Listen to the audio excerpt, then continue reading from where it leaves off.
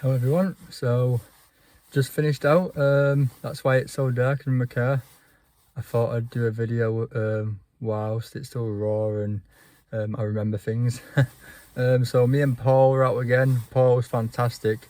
We got a wonderful video which I'll show at the end of Paul speaking to a young lad called Joey. I had a really good conversation with him. Said he was an atheist but very polite, asked questions, asked good questions, listened, and just that was great. So listen to that at the end. But tonight we had some lovely conversation with teenagers. A lot of teenagers seem to be open. They listened, they asked very good questions, and they seem to be open to the truth about Jesus. So I had a few conversations with the teenagers, and again, very, very good. When I was speaking to Joey at the end, he said, I believe it was his friends who I spoke to earlier, and he was like, do you know that girl when you were speaking to her? She told me she wasn't interested, you know. She was just only listening because you seemed polite. And Joey also said to me that, he said, have you not been beat up yet? I'm like, no, I've only been doing it 2 weeks. But I said, do you want to beat me up? He was like, no. And he was saying, and please, this is a takeaway for all Christians. There's ways that we can speak truth. 100% we speak the truth, but there's ways in which we say it. We understand where the other person's coming from. We listen, which is a big thing.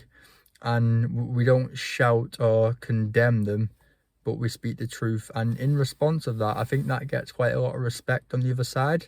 So that's what I've learned tonight. If we're just considerate of the other people and when we're having these conversations, then it will help them to listen. Then we ended with these three lads, about 18 and 19. They walked past and mentioned Jesus, and it seemed like they approached me and Paul, and then they started speaking to us, asking questions. They listened to Paul when Paul was talking. Very nice, three young men. Paul gave them some literature to take away.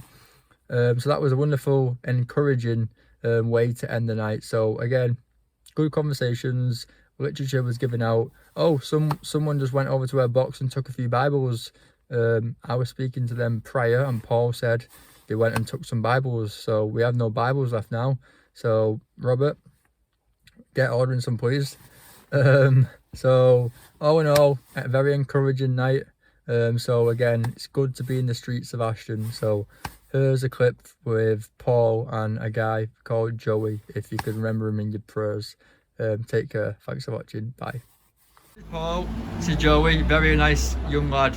So Joey's challenge to Paul is you've got 1 minute to prove that God exists. Really? Go on. Okay, right. Okay, so it's that building over there, yeah? Yep. Did it have a builder? Yeah, obviously. Yeah, because the bricks didn't come randomly together by chance, did it? See this piece of lovely artwork there? Oh yeah. Did it have an artist? Obviously. Yeah, you can see his names in the bottom Yeah, corner yeah. there, isn't it? Yeah. Right, looking around at the creation, the sky, the beautiful colours, the flowers, the birds. Us. Creation, did it have a creator?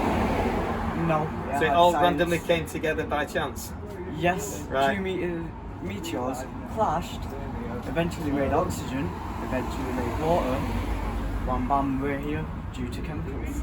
Chemical, where did the chemicals come from? They're just in the water, innit? Just what? They just appear, innit? They just appear? Yeah. I mean, so that randomly, by chance. how did God exist then?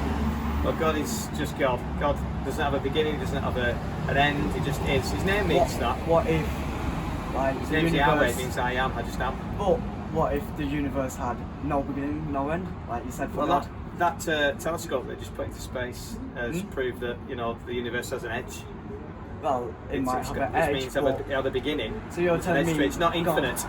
You're The universe saying isn't God's infinite? It's like... God is infinite, the universe isn't, so therefore So- somebody must have made the... Theoretically, you're saying God should be everywhere right now. We should be like seeing God. Well, you see his evidence everywhere. But if you'd lived 2,000 years ago, you would have seen God. Because he came down to earth in the form of Jesus. But And he that sent me is to the Jesus Father, he was said. meant to be his son, so he made a son just to use him. No, he didn't make Jesus. Jesus was made human, but he always ever existed before all time. The God the Father, God the Son, and God the Holy Spirit. Them three were all active in creation. They're actually mentioned in Genesis chapter 1 and 2. Trinity, they're right there in creation. So 2,000 years ago was when Jesus came down from heaven to earth, was made human. He was made a mortal man so that he could do the one thing that he could never do up in heaven as an immortal Son of God, and that's die. And that's why he came down to die for you and me on the cross, to be punished instead of us. What would dying do for us? Well, if you're in a court of law and somebody like robbed you of all your possessions, killed your dog, and then the judge had caught him, police had caught him, he's on trial, and you're sat listening to what the judge says. Imagine if the judge turned around and said, right, I know you killed his dog and you ran off with all his possessions, but I'm going to let you go. It's alright, it's fine. I'm going to let you off scot-free. Alright. Would you be happy with that? I wouldn't be asked. You'd be annoyed because he killed your dog and he'd robbed all your possessions. You'd be like, what the heck? You know, that's not fair. He deserves to be punished. Sin, everything we do wrong deserves to be punished, but God doesn't want to punish us. Instead, he punished his son.